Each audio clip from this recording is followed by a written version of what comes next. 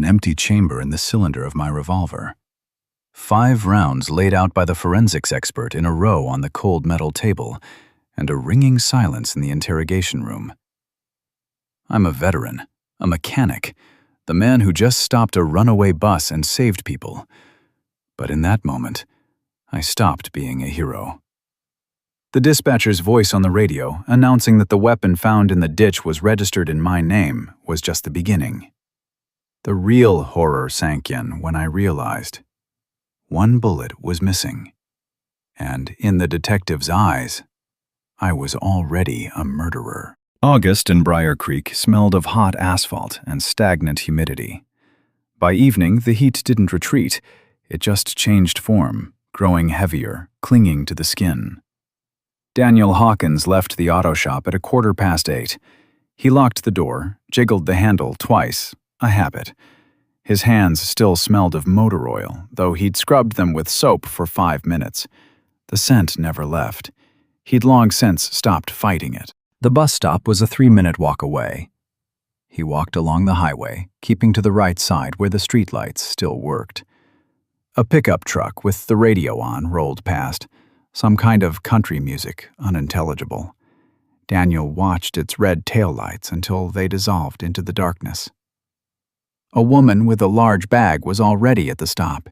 She was talking on the phone, loud and cheerful, telling someone about her cousin Tara. Daniel stood off to the side, a silent observer in the thick, waiting air. He pulled a watch from his pocket, glanced at the dial. 8 minutes until the bus. He put it away. His fingers brushed against his wrist, a reflex deeper than any conscious habit. The bracelet had been gone for a long time. The bus arrived a little late, releasing a cloud of exhaust. The doors parted with a hydraulic sigh. Daniel climbed the steps, his presence barely registered by the driver, a stout, older man with a neatly trimmed mustache who didn't look up from his post. He paid his fare and moved on. The driver's hands were large, weathered, and confident on the wheel. Tucked between the seat and the dashboard was a small photo in a plastic frame. 2 children on a swing set. Daniel caught the detail in a fraction of a second as he passed. The cabin was half empty. A teenager with headphones on, eyes closed. An elderly couple by the right window, the woman dozing on her husband's shoulder. The woman from the bus stop, who flopped onto a seat near the exit and resumed her loud conversation, and one other, in the middle of the bus. Daniel didn't let his gaze linger for more than a second, but that second was enough. Dark hair pulled into a bun, a straight back, hands folded in her lap. She was staring out the window into the darkness of the highway. Not reading, not listening to music, just sitting, like someone who didn't need to fill the silence. Daniel continued to the back. There were 3 empty seats at the rear. He chose the one on the far left, against the wall, his back to the metal paneling. He sat, stretched his legs, and turned slightly to see the entire aisle. Not because he was expecting anything. It just felt right. He always sat this way, here in a bar, at the diner across from the shop. His body chose the position, while his mind was on other things. He leaned back and closed his eyes, the familiar rumble a low hum beneath him. The bus left the city blocks behind. The last of the streetlights flickered past, and then the darkness grew deeper, more complete.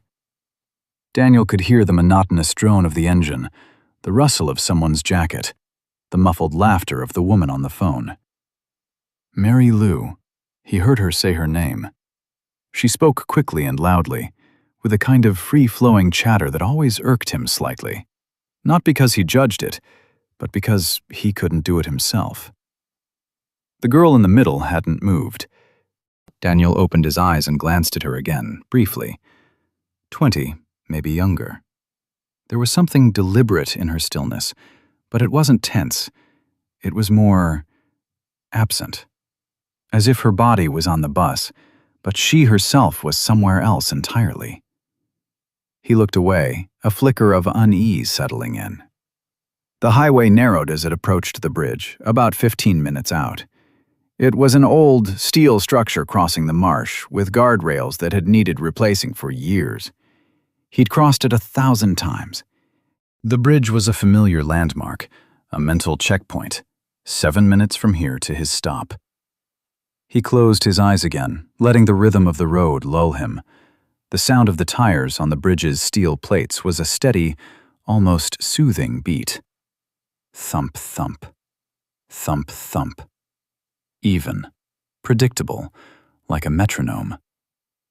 Then the rhythm broke. The crack was short and dry, not an explosion, not thunder, but a pop, sharp and precise. Before Daniel could even open his eyes, his body reacted.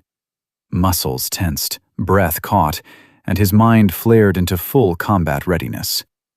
He knew that sound. He'd heard it before, in another place, another life, but he recognized it instantly. The air smelled of cordite. The bus lurched to the left. Not like it was swerving to avoid a pothole. It was a sharp, uncontrolled motion, the kind of dead-weight inertia that only happens when there's no one alive at the wheel. Mary Lou screamed. Her phone hit a metal pole and skittered under a seat. The elderly man grabbed his wife. The teenager ripped off his headphones and clung to the handrail above his head. The girl in the middle didn't flinch. Her head didn't even turn. Daniel didn't have time to think about it. He was on his feet before he was conscious of standing. The bus was tilting, the floor shifting beneath him. He found his balance, grabbing the back of a seat, and moved forward, not running. There was nowhere to run, but moving fast and low, using every point of leverage. Seats, poles, handrails. His hands found them automatically as he navigated the lurching aisle. He wasn't thinking about what he was doing. He wasn't weighing his options. He was simply moving toward the front, because that's where the problem was, and it needed to be solved. Mary Lou was huddled in her seat, her face in her hands. Daniel registered her in his peripheral vision, but didn't stop. 2 more steps, then 1. And he was at the partition separating the passengers from the driver. The door was shut. He pushed. It was jammed. He yanked again, harder.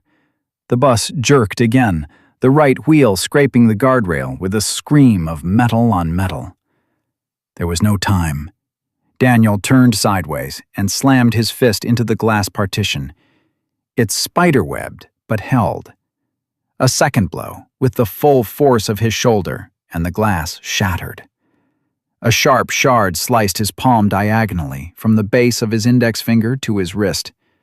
The pain was sharp and immediate. Blood welled up, hot and fast, spattering the plastic dashboard.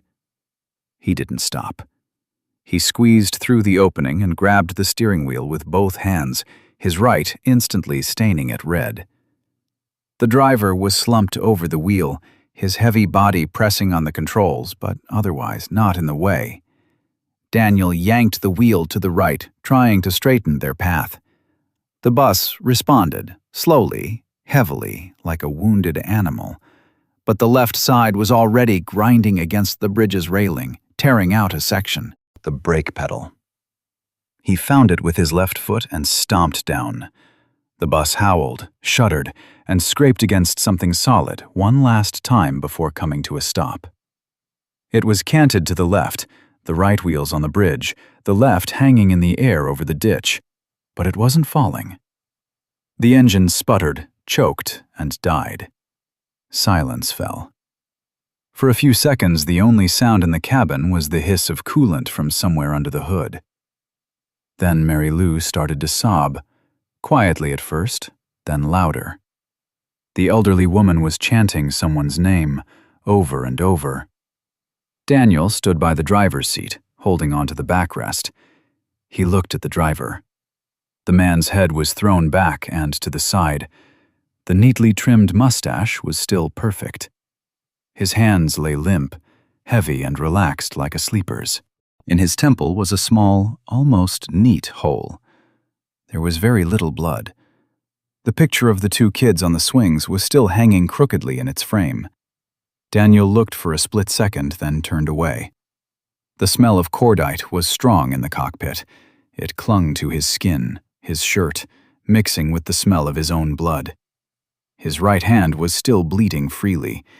He pressed his left hand over it, not looking down. This wasn't an accident. It was an execution. Swift, cold, and premeditated. The driver had been dead before the bus even lost control. Daniel walked back into the main cabin. The elderly couple was unharmed. The teenager had taken off his headphones and was sitting, pale as a sheet. Mary Lou was shaking, crying nonstop. The girl in the middle was staring straight ahead. She didn't look at Daniel. He pulled out his phone and dialed 911. The red and blue lights appeared 12 minutes later. 2 patrol cars, then a third. They came from the direction of the city, which meant someone else had already called. Daniel stood by the open doors of the bus. His right hand was wrapped in a piece of fabric torn from his jacket sleeve. The makeshift bandage was holding. The first officer sized him up in a single glance. The bloody hand, the look of a man who'd seen this before, the military bearing under his civilian clothes. Daniel noticed. He always noticed when he was being assessed. "Were you driving?" the officer asked. "No, passenger. The driver was dead before we stopped." "You stopped the bus?" "Yes." He was immediately led to the side, away from the other passengers. It was standard procedure, he understood that. Isolate the witnesses, keep them from comparing stories. It was the right way to do it. But as a second officer, young, with a tablet, started asking questions, Daniel felt the narrative already steering in a specific direction. "You were sitting in the back?" "Yes." "Alone?" "Yes." "Did you get up from your seat before the bus started to sway?" While the questioning continued, several officers with flashlights began combing the shoulder and the ditch. Daniel watched them out of the corner of his eye. The beams cut through the tall grass that sloped down to the water. "Got it!" a young patrolman's shout. Everyone turned. In the ditch, about 15 feet from the bus, lay a pistol. Small, dark, almost invisible in the grass. An officer carefully marked its position with a flag, then sealed it in a plastic evidence bag. The serial number was visible even from a distance. A request went out over the radio. Daniel watched the bag, a cold knot tightening in his gut. The reply came back quickly. The dispatcher's voice was flat, professional, devoid of inflection. "Weapon is registered to a Daniel Michael Hawkins. Address is a match." The lead detective, an older man in a light-colored shirt who had been standing silently to the side, just listening, raised his eyes to Daniel. For the first time all evening, he looked at him directly, unhurriedly. Daniel met his gaze and said nothing. Mary Lou was giving her statement in the back of an ambulance, wrapped in a silver thermal blanket. A paramedic was treating a small cut on her forehead. She was talking non-stop. "I saw him. I definitely saw him. The one who was sitting in the back. He stood up. Right before, before the pop.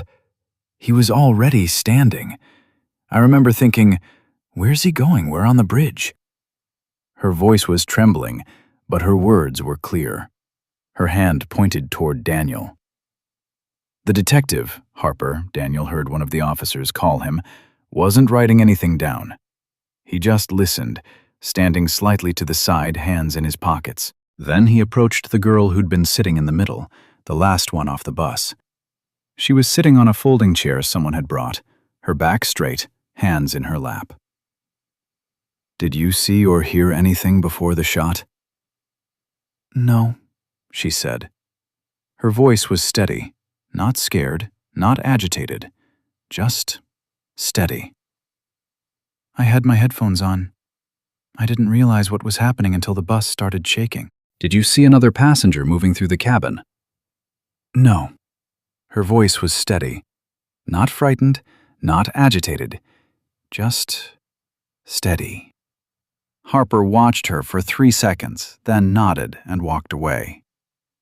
"Did you get up from your seat before the shot, Mr. Hawkins?" The question was asked a second time, now by Harper himself.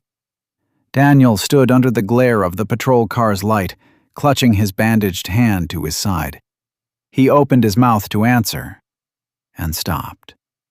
His memory was sharp right up to the pop. Before that, silence, the dark window, the drone of the engine, the rhythmic thump of the plates under the wheels. He remembered sitting. He remembered closing his eyes. But what had happened in the 2 seconds before the pop? He tried to grasp it, sorting through sensations, where his hands had been, how his body was positioned. Nothing definite. Adrenaline had washed over that moment like a tide over sand. "I'm not sure," he said. Harper didn't write anything down. He just watched. "I remember reacting to the sound," Daniel added. "What happened before? I can't say for sure. Adrenaline. It's a blank." "That's understandable," Harper said neutrally. But Daniel knew understandable didn't mean I believe you. They brought him to the station at 10:30, not under arrest, not in handcuffs, just for a statement, for the procedure. He was offered coffee. He refused. An hour later, they asked for his personal firearm, standard procedure in an investigation. He gave them his address, and an officer drove to his house, returning with his registered revolver. The forensics expert opened the cylinder right there at the table. He methodically laid out the cartridges. 1, 2, 3, 4, 5. Each one landed on the metal surface with a quiet clink.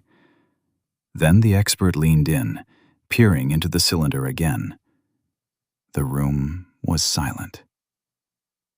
"Sir," he said, looking up at Harper, "there's one round missing from the cylinder. One chamber is empty." Daniel sat bolt upright. He stared at the 5 cartridges lined up on the table. He counted them. 5. There should have been 6.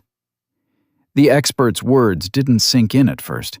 They were just a fact, cold and precise. Then they became something he couldn't easily explain away. An empty chamber. The gun in the ditch with his serial number. The gunpowder on his hands. Mary Lou, who saw him stand up. Daniel stared at the table and said nothing. Somewhere deep down, under layers of control and discipline, a thought he didn't want to think began to unspool. Slow, quiet, and destructive. It could have been me. I could have fired the shot, and not remember. He saw the newspaper the next morning. He didn't buy it.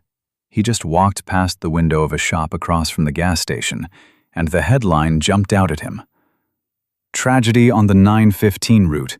What do we know about the veteran?" Next to a photo of the wrecked bus, tilted in the ditch, was his army photo. Daniel Hawkins in uniform, 8 years ago, somewhere at Fort Campbell. He didn't remember who took it. He stopped at the window and read, not because he wanted to, but because he couldn't not. The article was written carefully, with professional caution. No direct accusations, just facts, arranged in a specific order. 4 years of service, a transportation unit, a convoy that was ambushed. According to sources, Hawkins experienced acute combat stress during the incident. Then the words post-traumatic stress disorder, followed by unstable behavior and a pistol registered in his name. The words just sat there, connected by nothing but the white space between paragraphs. And that was enough. Daniel walked away from the window. His service, the ambush, his survival. The journalist had turned it all into aggravating circumstances. He walked home on the same side of the street he always did. Mrs. Gable was fussing with her roses, a clear plastic hose snaking from the spigot across her front lawn. Daniel saw her from 20 yards away and raised a hand in a brief wave, an automatic, habitual gesture. She saw him. He knew it. Her gaze met his for a second, then slid away. She bent over a bush, inspecting the leaves as if she'd just discovered something urgent. Daniel lowered his hand. He walked past without changing his pace, without slowing down. As he passed, he heard the hiss of the hose as she turned on the water, her back to him. At home, he sat at the kitchen table for 5 minutes, just staring at the countertop. Then he got up, poured a glass of water from the tap, and drank it. In the following days, he started using the back alley to go to the store. Not because he was afraid of the looks, but because they gave him nothing useful, only stirred up a heavy, nameless thing in his chest. Conversations on the street really did fall silent. His next-door neighbor, who used to nod over the fence, now went inside before Daniel could even step onto his porch. The curtains in the house across the street would twitch. He stopped going out unless he had to. The call from Evans came on Wednesday morning around 10. "Daniel," Evans said, "this is difficult for me to say." He spoke slowly, like a man who had rehearsed his lines and was now afraid of messing them up. Something about temporary leave, about clearing things up, about the atmosphere on the team. The word reputation was mentioned twice, once in reference to the shop, the second time it just hung in the air. "I get it," Daniel said. "It's temporary, Daniel. As soon as this situation, I get it." He ended the call and placed the phone face down on the table. Work gave him structure. Not money, though he needed that too, but a framework. 7 men, the shop, diesel, oil, metal. An engine that wouldn't start was a problem with a solution, with clear steps leading from broken to fixed. Everything else could be complicated and murky, but an engine didn't lie. It either worked or it didn't. Now he had no shop, no engines. Just a house by the highway where he could hear the trucks roaring by at night. The first day off, he organized his tools in the garage. The second, he found an old carburetor under the workbench he'd been meaning to clean and got to work. His fingers moved over the familiar parts, disassembling, cleaning, reassembling. It helped a little. Not much. By the third day, the silence in the house had become truly oppressive. He went to a bar not because he wanted a drink, but because the 4 walls of his house had become too familiar. The bar on the outskirts of town was far enough from the center that nobody would know his face, or so he told himself. Inside, it smelled of fried food and spilled beer. Friday, around 8 in the evening, not too crowded. A few men at the bar, a couple in a corner booth. Daniel bought a beer and sat at a table against the far wall, where the light was dim. For 20 minutes, no one bothered him. Then a man in his 50s, broad, unshaven, with a red face and a glass of whiskey in his hand, plopped down heavily in the chair next to him. Daniel had seen him somewhere before, but couldn't remember where. "Well, looky here," the man said loudly, addressing the bar more than Daniel. "Our hero decided to unwind." A few heads turned. Daniel didn't respond. He took a sip of his beer. "My uncle was in the war," the man continued, leaning a little closer.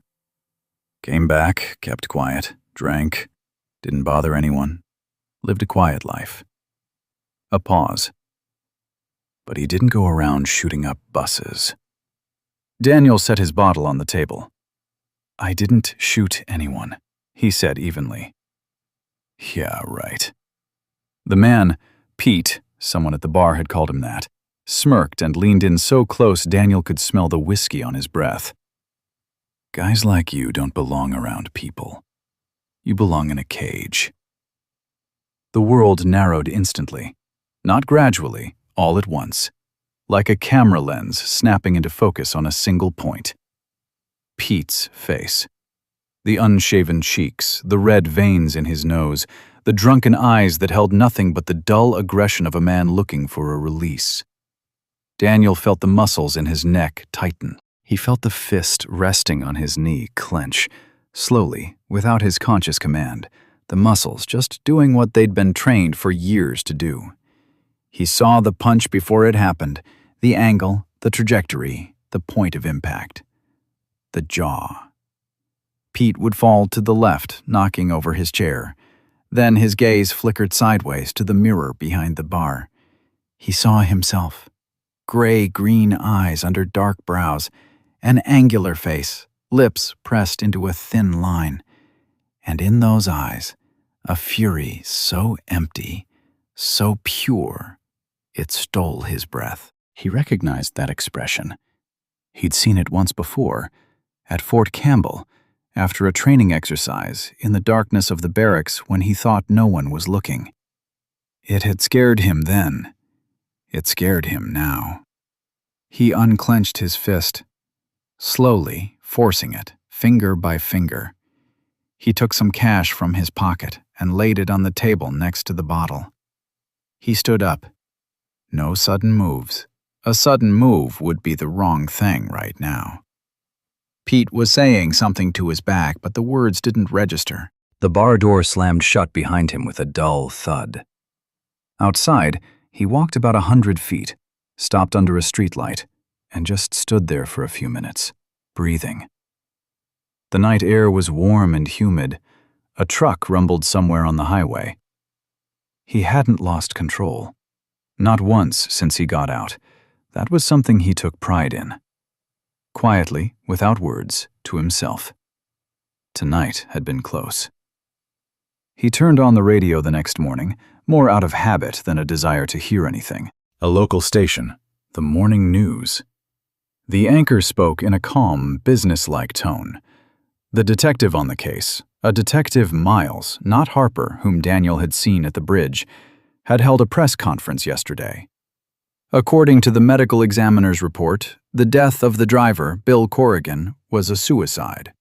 A special mechanism had been found under the dashboard. The case was closed. Daniel stood at the sink with a mug in his hand, listening. Suicide. Case closed. Something in his chest didn't relax so much as it stopped pressing down. Like when you've been carrying something heavy for a long time and finally set it down. Your arms still remember the weight, but it's gone. He stepped out onto the porch. The August morning was quiet and still. A white mist was rising from the marshes beyond the highway. A bird called out from somewhere in the reeds. Daniel stood there and breathed, deeply, slowly, letting his lungs fill properly. Free. The word tasted strange. Too big, too final. But it was real. The phone rang that evening, just as he was getting ready for bed. An unfamiliar number. He almost didn't answer, but something made him press the button. Hawkins? The voice was quiet, male. This is Miles, Detective Miles, on the Corrigan case? Yes. A pause. Not long, 3 seconds, but long enough for Daniel to feel that cold knot start to tighten again. I wanted to give you a heads up, Miles said. The forensics team took a closer look at the mechanism today. There's no corrosion. The grease is fresh. It was installed shortly before the trip, maybe the same day, maybe a few hours before. Daniel was silent. Someone staged this, Miles continued. And that person was on the bus or had access to it before it departed. I'm reopening the investigation. Understood, Daniel said. This doesn't mean you're a suspect again, but I wanted you to know. Daniel ended the call and sat on the edge of his bed. The sense of freedom he'd carried all day thinned and vanished, like mist over the marshes at noon. What remained was what lay beneath it. Fatigue, tension in his shoulders, and a quiet, methodical question he'd been trying not to ask himself too loudly for days. A mechanism. Planted in advance. Fresh grease. Someone had been sitting on that bus, waiting. The next week, he heard Miles's name again, this time from Tommy Baker, who called him directly. Tommy spoke fast, as usual, but there was an edge to his voice Daniel hadn't heard before, a strain that Tommy probably mistook for neutrality. Listen, word is that Miles is questioning everyone again. Your neighbors, the guys at the shop. A pause. You holding up? I'm fine. I heard the gun registered to you doesn't match the bullet anyway. At least that's what they're saying. Another pause. Evans was asking about you, by the way. Wanted to know how you were. How is he? Daniel. Tommy lowered his voice. You know I'm on your side. I'm just telling you so you're prepared. Because people don't change their minds that quickly, even when you explain things to them. I know, Tommy. He did know. Tommy was being sincere, as much as he could be, but I'm on your side, and I'll say it publicly, we're two different things, and they both knew it. Miles called again 4 days later. I need to tell you something, the detective said. His voice was calm, but with the careful weight of someone delivering important news. I'm listening. The lab ran the mechanism through a vacuum metal deposition process. Underneath the more recent prints, they found fragments of someone else's. We got a partial match to one of the witnesses. Daniel said nothing. Evelyn Price, Miles said. The girl who was sitting in the middle of the bus. The silence on the line stretched for several seconds. Is that official? Daniel asked. A partial match isn't an ID, but it's enough to run with. I've started digging into her background. Daniel sat by the window, staring at the empty street. The streetlight in front of his house flickered once, then burned steady. The girl with the straight back and folded hands, who hadn't flinched when the bus veered left, who hadn't turned around when Mary Lou screamed. Got it, he said. Daniel. There was a pause in Miles's voice. To this town, you're the same person you were a week ago. Lab results don't get published in the newspaper. I understand. This is going to take time. Daniel lowered the phone to his knee without hanging up. A car drove past outside, slowly, almost stopping at his house before speeding up and driving away. He didn't know who it was. There were a lot of things he didn't know anymore, things that had once seemed self-evident. Legally, he was in the clear. Miles had said so. The prints pointed elsewhere. But the town didn't change its mind based on lab reports. The town changed its mind slowly, reluctantly, when it had no other choice. And sometimes it didn't change it at all. It just moved on to the next story, leaving the old one to hang in its memory without a proper ending. He ended the call, stood up, and went to the kitchen. He got a bottle of water from the fridge and drank straight from it. The war for his life was just beginning. He understood this with the same clarity he understood how an engine worked. The parts were all there, but the job ahead would be long and difficult. He turned off the kitchen light and walked into the hallway, leaving the lamp on as he always did, a small yellow rectangle in the dark. Miles called on Thursday morning. Daniel was in the garage, his hands elbow-deep in an old differential he'd been meaning to replace. The phone vibrated on the workbench. He wiped his hands on a rag and answered. Hawkins. We've got something on the Corrigan case. The detective's voice was steady, businesslike, but beneath the calm tone was that particular density of someone carrying significant news. My guys dug through some archives, found a newspaper clipping from 20 years ago. An accident, a night road, opposite lane. The driver, a William Corrigan, survived. The other driver did not. I see, Daniel said. The deceased was named Arthur Weston. A pause. Daniel didn't reply. He didn't know what that was supposed to mean. I checked Evelyn Price's birth certificate, Miles continued. The father listed is Arthur Weston. Daniel leaned his shoulder against the garage wall. The highway hummed outside. Hot air drifted in through the open doors. She's his daughter, he said. She was about a year old when it happened. Fixed on the dark window. Out where the bridge was, the bridge where her father never made it home 20 years ago. "The driver," he said. "The same route." "The same turn by the bridge," Miles paused. "It's her motive." Daniel lowered the phone and stared at the differential on his workbench for a while.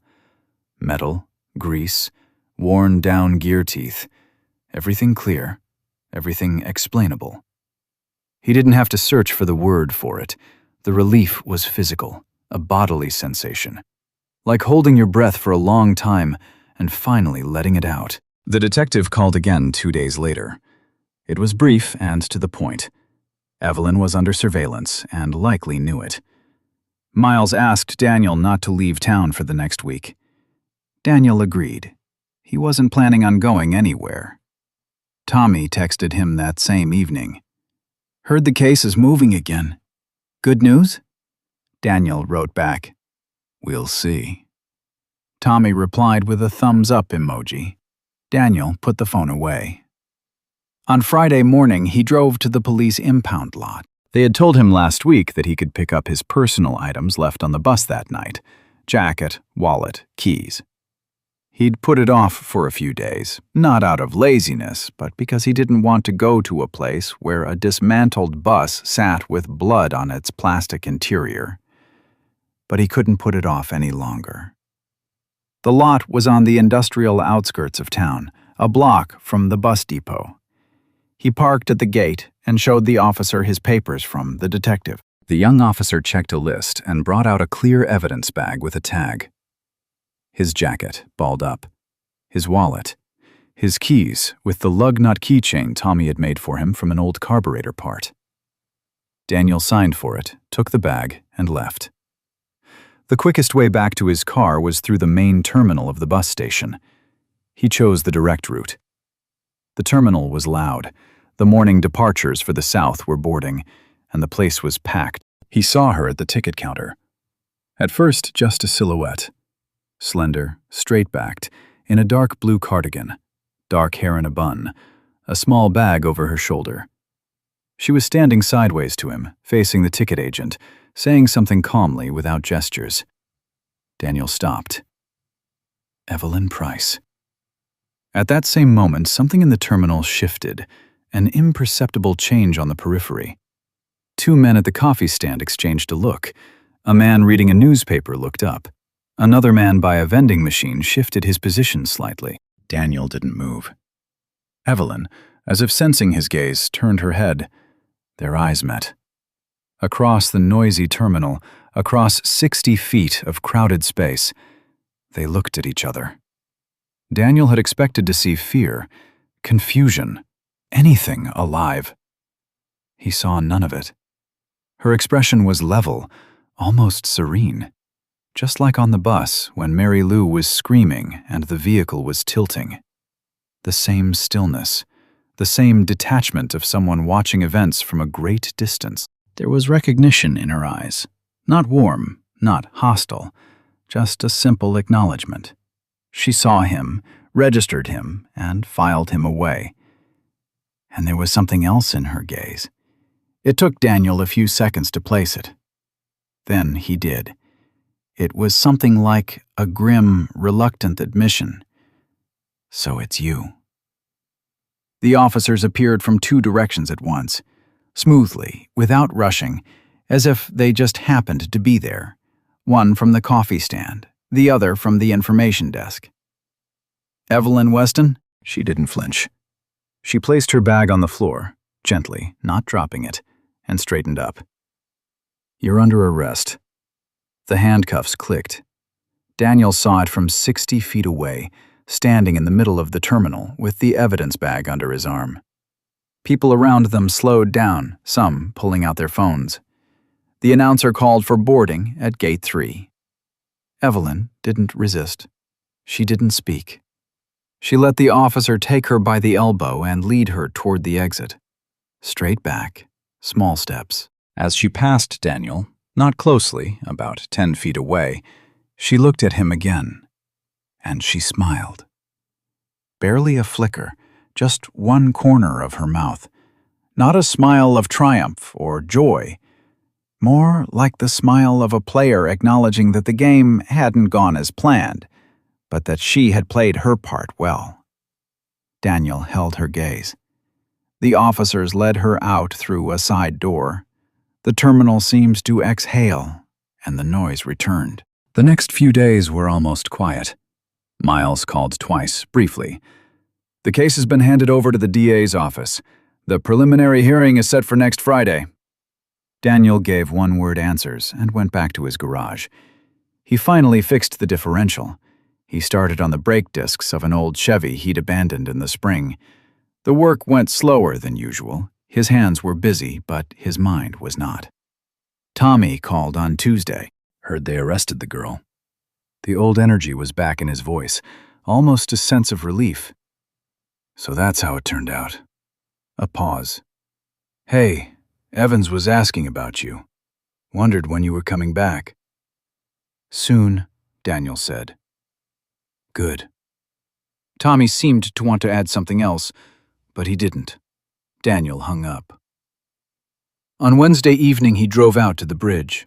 He hadn't planned to. He was just driving toward the highway, and the car took the familiar turn on its own. He pulled over, got out, and leaned against the railing. The marshes lay below, quiet and gray-green in the evening light. The reeds were still. A bird cried out in the distance. This was his place. He used to come here long ago, before the army, just to watch the water. Then he'd stopped. He started coming again after his father died. The bridge would mean something different now, but it already meant different things to different people, and there was nothing to be done about that. He stood there for 10 minutes and then drove home. On Friday morning, Miles called again. His voice was different, not anxious, but with that careful tone Daniel had learned to recognize. "Hawkins, Evelyn's lawyer has filed a motion for an independent analysis of the mounting bracket." "Got it." The court granted it. New team, new equipment, 3D scanning of the prints. Daniel sat at his kitchen table. It was a gray morning, with a light rain tapping against the window. "And what did the scan show?" he asked. Miles was silent for a second. "Evelyn's prints are on the bottom layer. Yours are on top, partially overlapping hers. I was holding the steering wheel, the dashboard, the levers. I touched everything that was there." "I know." Miles's voice was even. "But the lawyer is building a case that you found the mechanism already installed, that you used it, staged a suicide." The silence on the line was long. "His prints are on top," Daniel said slowly, not asking, thinking aloud. "Thorne, that's the lawyer's name, has already spoken to the press. The story is simple. A veteran with PTSD and memory gaps. A murder committed in a fit of rage. A cover-up to get away clean. The heroism was part of the plan." Daniel put his elbows on the table and lowered his head. "Daniel," Miles said, "I want you to understand. This is the defense's story, not the prosecution's. We have her prints under yours. We have her bag of tools. We have her motive, which you don't have. But it's more complicated than a veteran with a gun." "Yes?" A pause. "The town doesn't read forensic reports. The town reads what Thorne tells the reporters."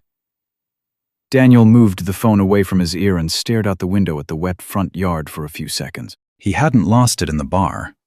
He hadn't hit Pete. He hadn't said a single unnecessary word to Miles in all these weeks. He had kept himself in check every single day, not because he was afraid, but because it was the right thing to do. It was what he knew how to do, and what he prided himself on. And still, it might all be for nothing. Because Thorne wasn't working with facts. Thorne was working with an image. And Daniel's image was ready-made and convenient. Thorne hadn't invented it. The town had invented it, long before any of this. He brought the phone back to his ear. "What do I do?" he asked. "Nothing," Miles said. "For now, nothing." The DA is handling the case, not you. Don't give any interviews. Don't answer calls from unfamiliar numbers. And don't go near the courthouse without being told to. Got it. Hawkins. Miles paused again, the kind of pause that meant, I'm telling you something important. Don't interrupt. I'm not dropping this. But you need to understand that there's going to be pressure. And it's already started. Daniel hung up. The rain outside intensified. He could hear the drops drumming on the metal flashing of the roof, a steady, monotonous, relentless beat. He stood up, went to the garage, put on his work gloves, and picked up a brake disc from the workbench. The metal was cold and heavy in his hands. Real. He was the prime suspect again, not because the evidence pointed to him, but because his image was more convenient. Because a veteran with an empty chamber and gunpowder on his hands was a story the town had already almost believed once. Believing it again would be easier than unlearning it. Thorne knew it, Evelyn knew it, and one of them, or more likely both of them, had been counting on it from the very beginning. Daniel put the disc back on the workbench. He took off his gloves. No work was getting done today. The court session began at 9 in the morning. Daniel arrived 20 minutes early and parked a block away. Any closer and he wouldn't have been able to get through. 2 TV news vans were parked right at the steps, their satellite dishes sticking up like giant ears. People with press badges were smoking on the sidewalk, holding coffee cups. Daniel walked past them, staring straight ahead. Inside, it was loud and crowded.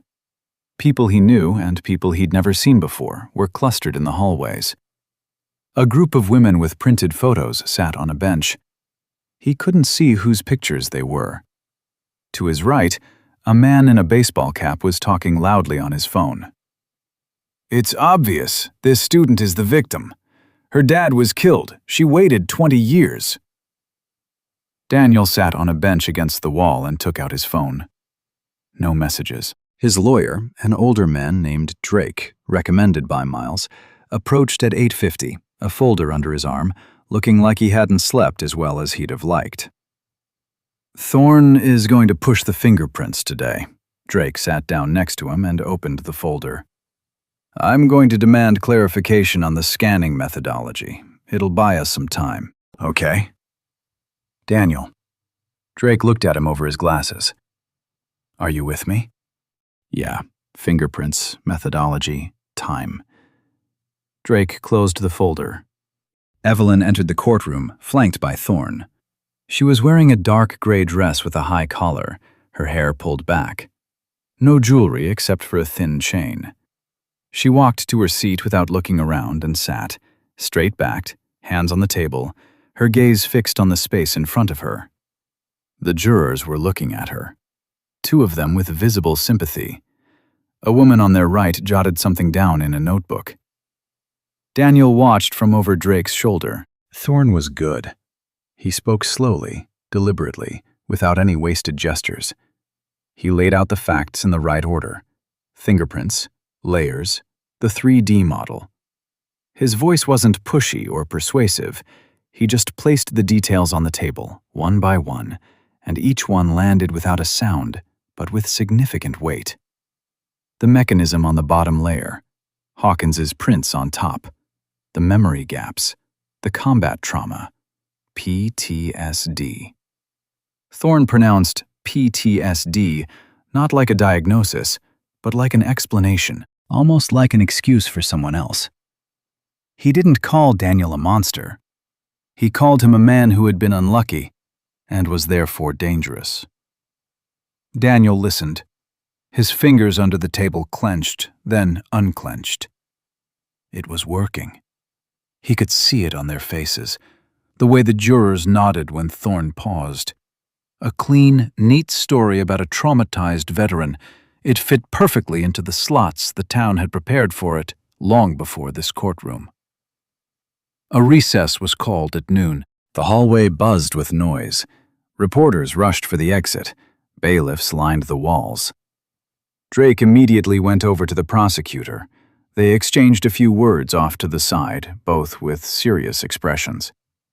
Daniel remained standing by the courtroom door. He watched Thorne walk down the hallway with two assistants, dictating something to them as he went. Evelyn followed a few steps behind, a bailiff at her left. She walked steadily, unhurriedly, with the same economical precision of movement Daniel had noticed on the bus. He took a few steps forward. Drake shouted something from behind him. He couldn't make out what. The hallway was too loud. He stood in front of her. Not too close, he left a few feet of space, but enough to block her path. The bailiff tensed, his hand going to his belt. "Hold on," Daniel said, addressing the bailiff. Then to Evelyn, "1 minute." Thorne turned around. His face remained calm, but something sharp flickered in his eyes. Evelyn stopped. Daniel looked at her. The hallway was still noisy, but a strange, dense space had formed around the three of them, him, her, and the bailiff, the kind of space that forms just before something important is about to happen. "There were other people on that bus," Daniel said, quietly, without pressure. "Not just me. But you chose me." A pause. Her expression didn't change. Not softer, not harder. She looked at him with that same fixed attention he'd seen at the station, like someone measuring a reaction. Then her head tilted slightly to the right. "You were the most convenient," she said, quietly, evenly, as if she were answering a simple question. Thorne stepped forward. "Evelyn, don't. Let's go," the bailiff said, taking her by the elbow. They moved on. Daniel stood in the middle of the hallway. The noise returned, all at once. Drake was at his side in a second, grabbing his sleeve. "What have you done?"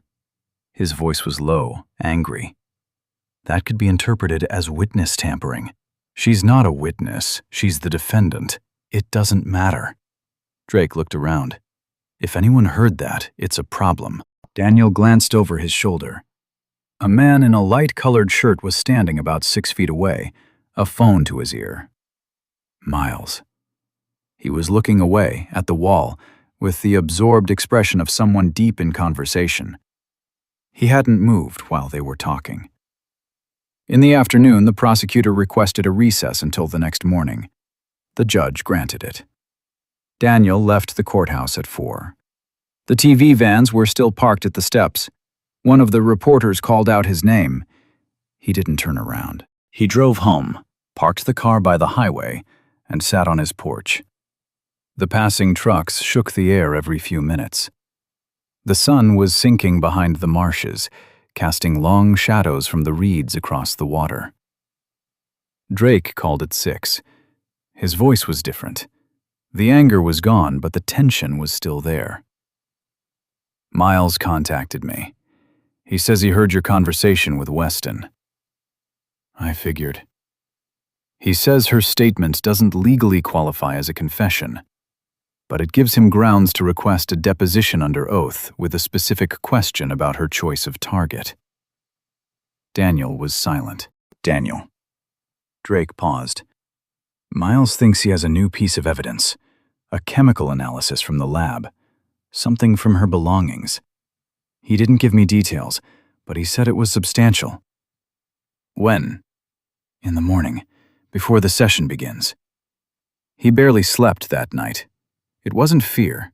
It was the monotonous, exhausting work the brain does when it can't shut down. He lay on his back, staring at the ceiling, listening to the highway. He replayed the courthouse hallway, her words, the tilt of her head.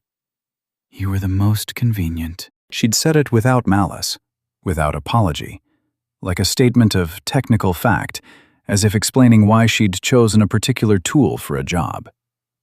Not because he was a bad person, not because she hated him, simply because he fit.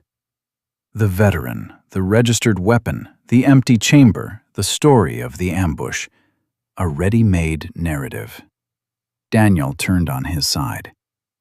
The strangest part, not scary, just strange, was that he understood her. He didn't condone it, but he understood. She had waited 20 years. This wasn't madness. It was a choice made at a point where grief and patience had fused into something cold and purposeful. That didn't make it the right choice, but it explained her smile at the bus station. The smile of a player who accepts defeat with dignity, because the game itself was well played. Daniel closed his eyes. The light in the hallway stayed on. Miles called at 7 in the morning. Hawkins. The lab ran an analysis on the grease, from her makeup bag, a set of miniature tools. Yeah. The composition of the grease on the pliers is identical to the grease on the threads of the bracket screws, a 100% match. The silence on the line was brief. That's a direct link to the installation of the mechanism, Miles said.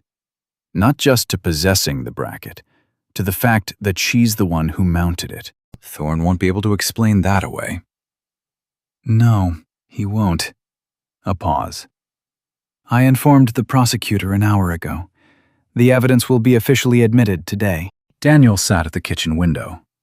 The morning sky over the highway was pale, almost white. Understood, he said. In the courtroom, Thorne learned about the new evidence before the session began. It was clear from the way he leaned over to Evelyn several times, speaking quickly and quietly. She listened without changing her posture. When he finished, she stared straight ahead for a few more seconds. Then she slowly turned her head and said a single word to him. Daniel couldn't hear what it was. Thorne straightened up. His face was impassive, but the way he picked up his pen had the mechanical precision of someone pulling himself together. When the judge announced the admission of the new evidence, a murmur went through the courtroom. Someone behind Daniel muttered under their breath. One of the journalists raised a hand holding a recorder. Thorne asked for a recess. The judge denied it. After noon, Evelyn asked to speak. Thorne put a hand on her forearm and said something. She moved his hand away, not sharply, just pushed it aside, and stood up. The courtroom fell silent.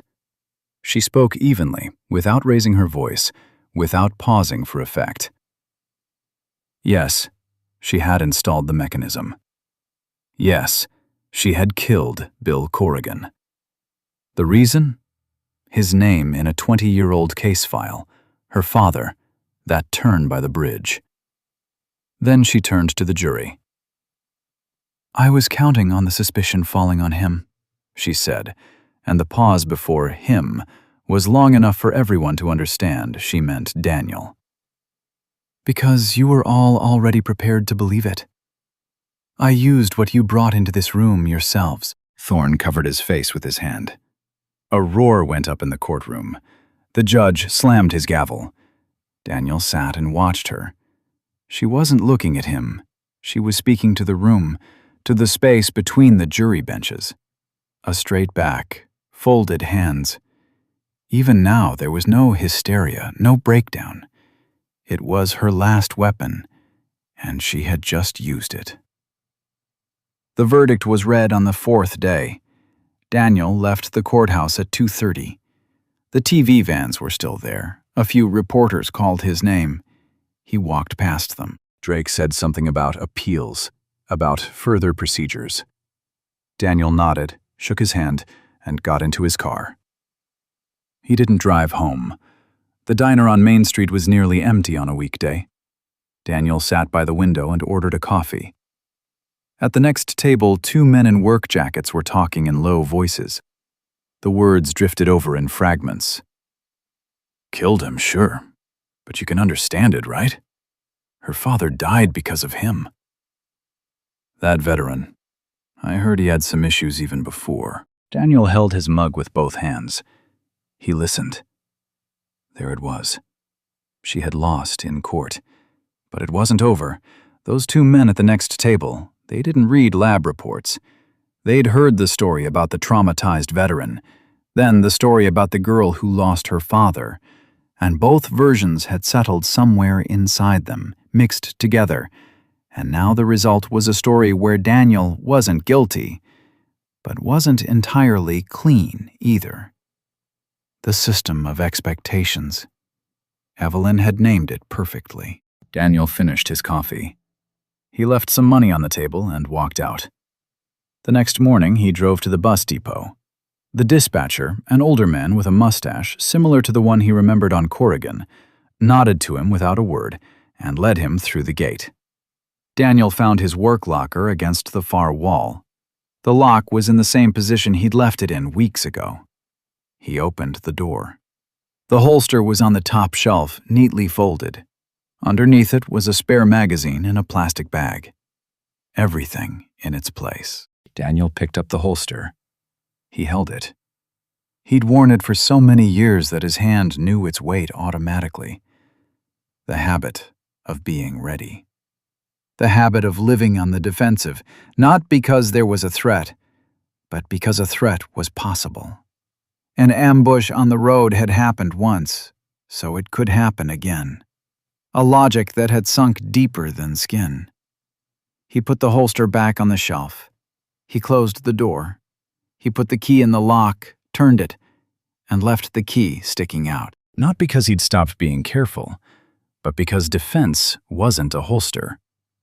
Defense was something else, and he hadn't figured out what it was yet. But he would. That evening, he got on the 9:15 bus again. The doors opened with the same hydraulic sigh. The new driver, a young man with headphones around his neck, scanned his pass. Daniel climbed the steps. The cabin was half empty. A teenager on his phone, an old man by the window, a woman with grocery bags. Daniel walked to the middle of the bus and sat by the window, not at the back, not with his back to the wall, just by the window, where he could watch the streetlights drift by, then the darkness of the highway, then the marshes on either side of the road, quiet, gray-green, indifferent to what happened on its banks. The bus started to move. The bridge was ahead. It would appear in 18 minutes. Daniel knew it by heart. The steel deck, the guardrail that needed replacing, the reeds below, the water reflecting the sky. He looked out the window. The road was just a road,